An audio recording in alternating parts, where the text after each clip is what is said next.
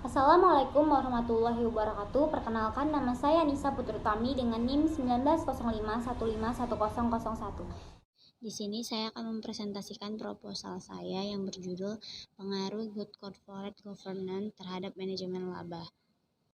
Terlebih dahulu saya akan menjelaskan latar belakang. Laporan keuangan merupakan hal yang penting bagi perusahaan karena merupakan sumber informasi mengenai kondisi dan kinerja perusahaan bagi pihak eksternal.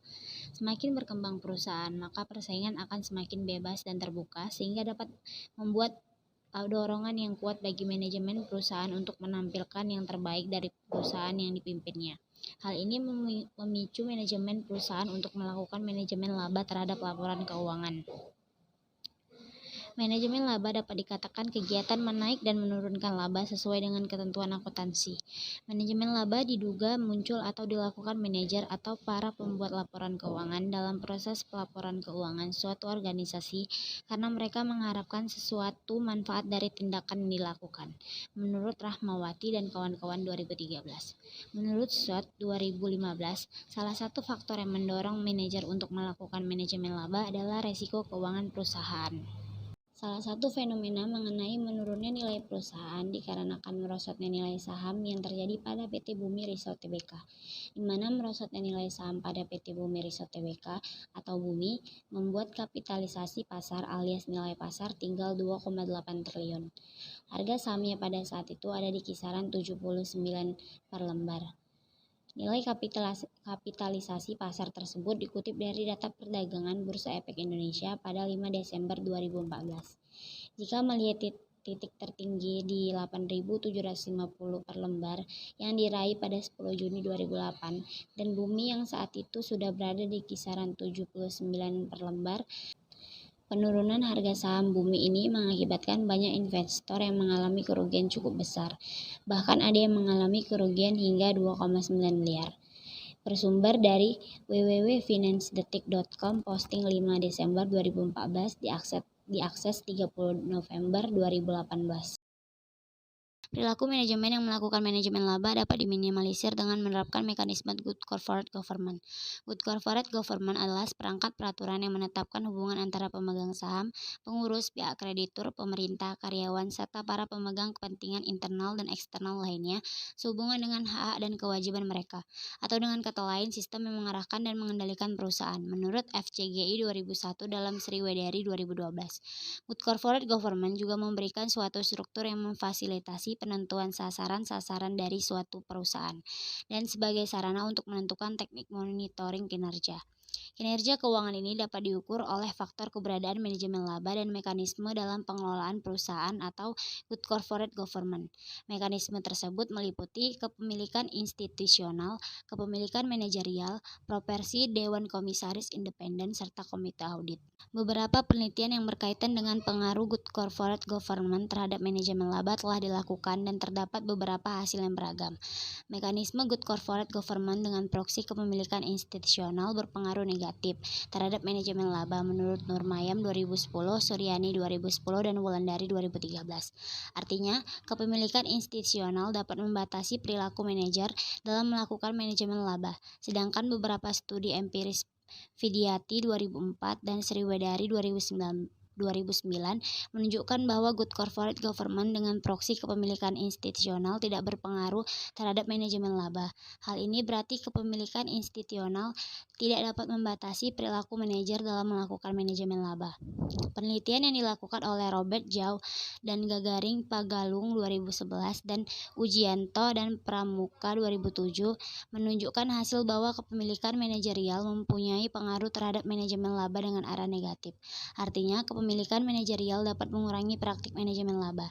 Sedangkan penelitian yang dilakukan oleh Yustiati 2010 menyatakan bahwa kepemilikan manajerial tidak memiliki pengaruh terhadap manajemen laba. Hal ini berarti bahwa kepemilikan manajerial tidak dapat mengurangi manajemen laba. Penelitian yang dilakukan Kusuma Ningtyas 2012, Effendi dan Daljono 2010, dan Pramuji dan Tiati 2010 menyatakan bahwa komite audit berpengaruh negatif terhadap manajemen laba.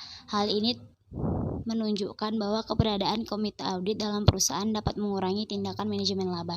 Namun penelitian yang dilakukan Siregar dan Utama 2005, Vityasari 2007, dan Himalaya 2017 menyatakan bahwa tidak menemukan pengaruh dari keberadaan komite audit terhadap jenis manajemen laba yang dilakukan perusahaan.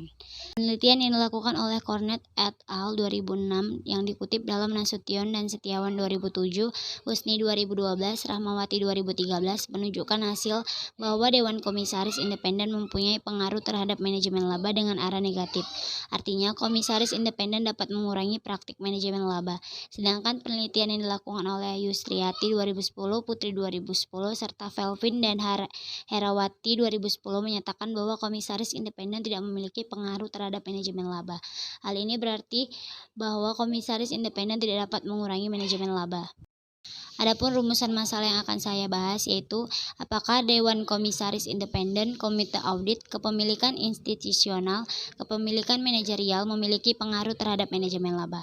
Kemudian tujuan penelitian saya yaitu tujuan penelitian ini secara umum untuk mengetahui praktik manajemen laba yang dilakukan perusahaan, sedangkan secara khusus adalah untuk menilai apakah komponen Good Corporate Governance memiliki pengaruh pada manajemen laba.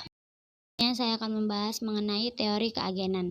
Teori keagenan mengasumsikan bahwa semua pihak bertindak untuk kepentingannya sendiri. Pertama kali teori ini diperkenalkan oleh Jensen dan McLean. Hubungan keagenan timbul karena adanya kontrak antara pemegang saham atau pemilik dan manajemen perusahaan atau agen yang mengelola perusahaan. Pemilik memberikan wewenang kepada manajemen untuk menjalankan perusahaan termasuk dalam mengambil keputusan. Selanjutnya, manajemen laba. Menurut Haley dan Whelan yang dikutip oleh Welvin dan Herawati 2010, menyatakan bahwa manajemen laba terjadi ketika manajer menggunakan penilaiannya dalam pelaporan keuangan dan dalam struktur transaksi untuk mengubah laporan keuangan sehingga menyesatkan pemilik atau pemegang saham dalam menilai prestasi ekonomi yang dicapai oleh perusahaan. Selanjutnya, Good Corporate Governance.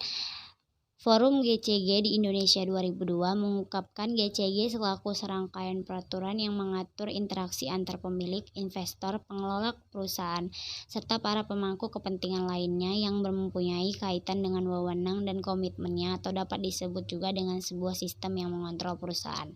Pada studi ini, prosedur GCG ditunjukkan berdasarkan variabel kepemilikan institusi, kepemilikan manajer, Dewan Komisaris Independen, ukuran Dewan Komisaris, dan komite audit.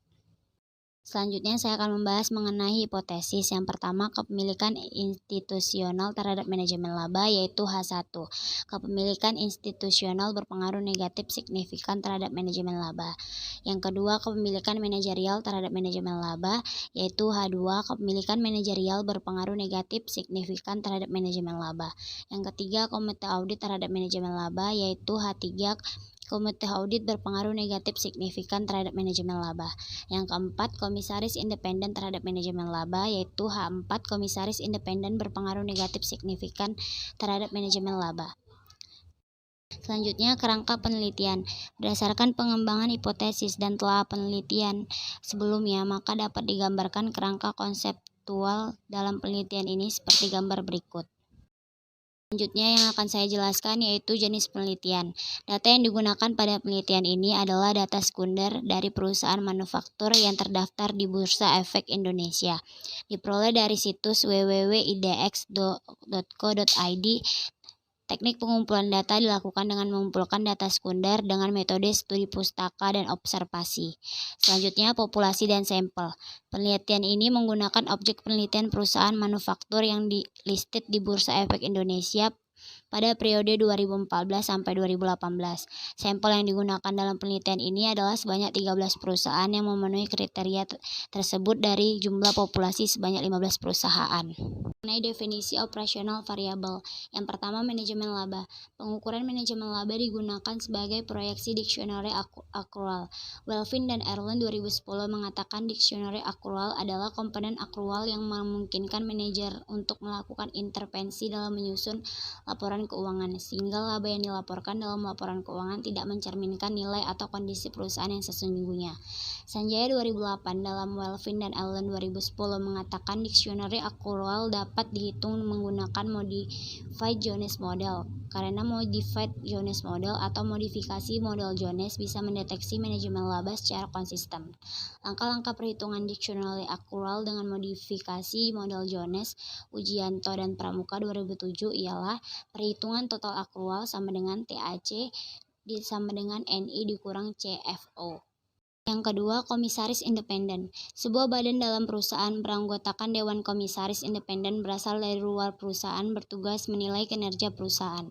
Widaryati dan Soekarto 2004. Komisaris independen dapat dirumuskan sebagai berikut. KID sama dengan jumlah komisaris independen per total Dewan Komisaris.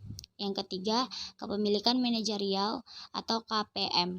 Persentase saham yang dimiliki oleh manajemen secara aktif ikut dalam mengambil keputusan suatu perusahaan. Kepemilikan manajerial dapat dirumuskan sebagai berikut. KPM sama dengan jumlah saham manajemen per total saham beredar. Selanjutnya yang keempat, kepemilikan institusional merupakan kepemilikan saham perusahaan yang dimiliki oleh institusi seperti perusahaan asuransi, bank, perusahaan investasi, dan kepemilikan institusi lain. Anggriani 2017. Kepemilikan institusional dapat dirumuskan sebagai berikut. KPI sama dengan jumlah saham institusional per total saham yang beredar. Yang kelima, komite audit merupakan komite yang dibentuk oleh Dewan Direksi bertugas melaksanakan pengawasan independen dan audit eksternal perusahaan. Savitri 2010. Komite audit dalam penelitian ini diproyeksikan dengan dummy variabel nilai 1 jika komite audit dan 0 jika tidak ada komite audit. Terakhir, saya akan menjelaskan mengenai teknik analisis data. Teknik analisis data yang digunakan dalam penelitian ini adalah metode analitik deskriptif, analisis regresi linear dengan menggunakan SPSS.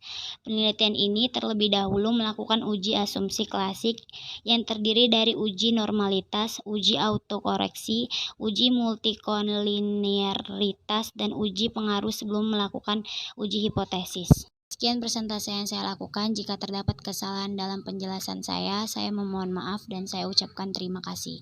Wassalamualaikum warahmatullahi wabarakatuh.